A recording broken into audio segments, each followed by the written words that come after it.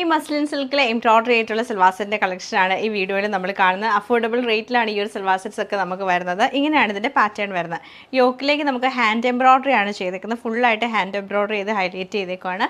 പിന്നെ നമുക്ക് താഴേക്ക് വരുമ്പോൾ കുഞ്ഞു കുഞ്ഞു എംബ്രോയിഡറീസ് ആണ് ഇങ്ങനെ കൊടുത്തേക്കുന്നത്. ബാക്ക് സൈഡ് പ്ലെയിൻ ആയിട്ട് വരും. നല്ല സോഫ്റ്റ് ആയിട്ട് വരുന്ന ഫാബ്രിക്കാണ്. നല്ല ജോർജറ്റ് ഒക്കെ പോലെ നല്ല ഒതുങ്ങി കിടക്കുന്ന ടൈപ്പ് ഫാബ്രിക്കാണ്.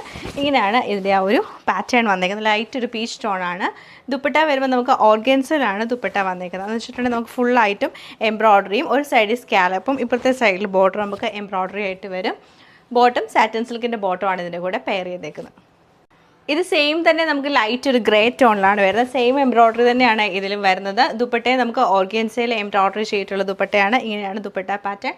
ബോട്ടം നമുക്ക് സാറ്റിൻ സിൽക്കിൻ്റെ ബോട്ടമാണ് പെയർ ചെയ്തേക്കുന്നത്. സെയിം പാറ്റേൺ നമുക്ക് നല്ലൊരു ഡാർക്കർ ടോണിലാണ് വരുന്നത്. മെറൂണിൽ വന്നിട്ട് നമുക്ക് റെഡ് കളറുള്ള എംബ്രോയിഡറി ആണ് ഇതിൽ ചെയ്തേക്കുന്നത്. നല്ല സ്വീക്വൻസ് വർക്കൊക്കെ കൊടുത്തിട്ടുണ്ട്. ദുപ്പട്ടയെ നമുക്ക് നേരത്തെ കണ്ടതിൽ കുറച്ചുകൂടി ഡിഫറൻ്റ് ആണ് ദുപ്പട്ട. ഇതിൽ വരുമ്പോഴത്തേക്ക് നമുക്ക് ഈ സൈഡിൽ ഈ ഒരു എംബ്രോയിഡറി ആണ് വരുന്നത്. സ്കാലപ്പ് പാറ്റേൺ ചെയ്തിട്ടുണ്ട്. എംബ്രോയിഡറിയിൽ ഒരു ചെറിയ ഡിഫറൻസേ ഉള്ളൂ. ബോട്ടം നമുക്ക് സാറ്റിൻ സിൽക്കിൻ്റെ ബോട്ടമാണ് ഇതിലും പെയർ ചെയ്തേക്കുന്നത്.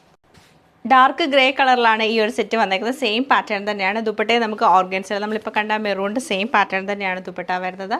ബോട്ടം സാറ്റിൻ സിൽക്കിലാണ് പെയർ ചെയ്തേക്കുന്നത്.